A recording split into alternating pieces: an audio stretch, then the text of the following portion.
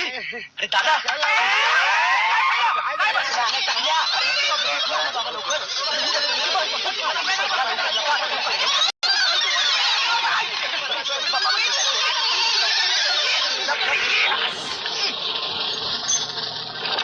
Mister Dhananjay Mane, तुम्ही इतके हरामखोर असाल असं मला वाटलं नव्हतं. कळलं तुमचं मत. हा पेपर केलं खात्यात.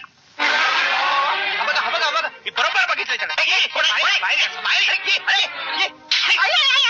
आता आई म्हणतोस काय? हे बघा मी धनंजय माने इथेच राहतात का? इथेच राहतात. मी चांगलं ओळखतो ना त्यांना.